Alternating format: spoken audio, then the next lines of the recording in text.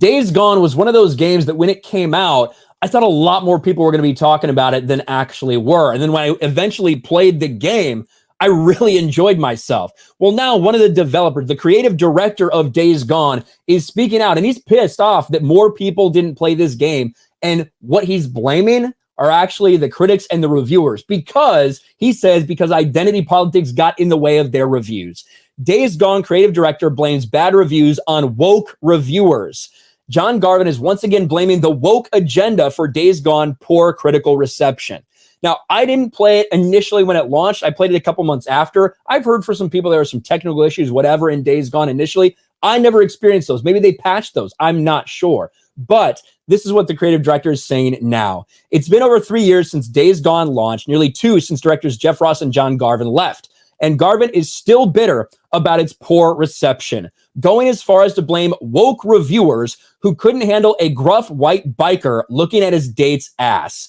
This is nothing new for Garvin, as he appeared on David Jaffe's podcast last year to say he doesn't want to buy into political correctness and satisfy social justice warriors. This is a clear reference to complaints that The Last of Us Part 2 is too woke, a sticking point that Garvin has repeatedly claimed as the reason why Days Gone underperformed critically, and one he sticks to even today.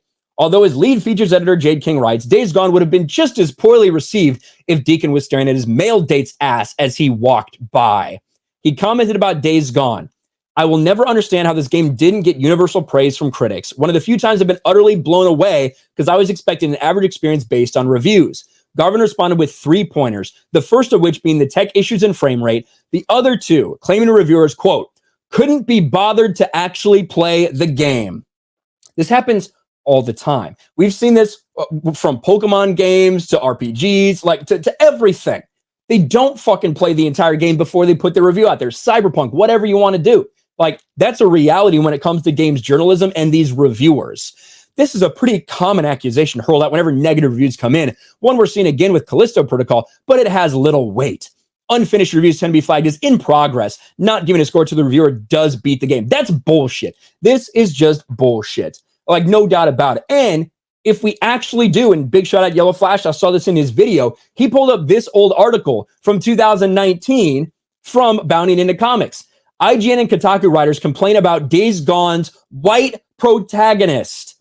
Days Gone's a third-person survival shooter that debut on PlayStation 4, pits the main protagonist, Deacon St. John, against a number of zombie enemies called Freakers and Newts. There was also a controversy, don't know if you guys remember this. People were complaining that there was no representation in the zombies, that all the zombies were white. No shitting you. That was actually some outrage that some games journalists had. The developers behind the game, Sony Dev, recently showed off their game to a number of video game publications who took issue with the main protagonist being white and the so-called whiteness of the game. Ryan writes, Days Gone makes some interesting choices and kept my play session engaging. And the sections of the story I experienced piqued my interest enough that I was frustrated I couldn't continue playing at the end of the demo.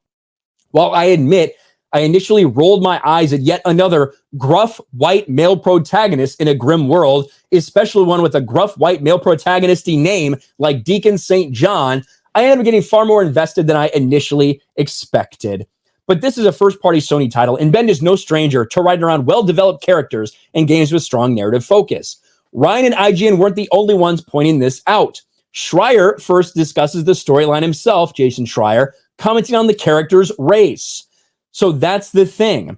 I'm intrigued to see where the story is going, and the performances are really good. I like the main character a lot, even though he's the typical gruff AAA white dude biker.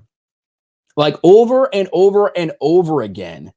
Like, we've seen that. And there was outrage about, oh, you have to kill zombie children. All the zombies are white. The main character's too white. All this stuff. So to pretend like that's not a reality just isn't true. So shout out to John Garvin for speaking out against these woke reviewers, these woke critics. It happens all of the time. Conversely, they will give something a good review just because it has the right race, the right color, the right sexuality of characters. We saw that obviously in The Last of Us Part 2, no doubt about that. But it's interesting to see the people behind Days Gone calling out these woke reviewers for not giving their honest opinions and for letting their reviews be tainted simply by the fact that a straight white male is the protagonist. Thanks for watching, everyone, and a huge shout out to my patrons. I appreciate you guys so much. Want to follow me on Twitter or Instagram? check out the description below. You'll find links to my P.O. box and my Patreon as well. And I'll talk to you guys later.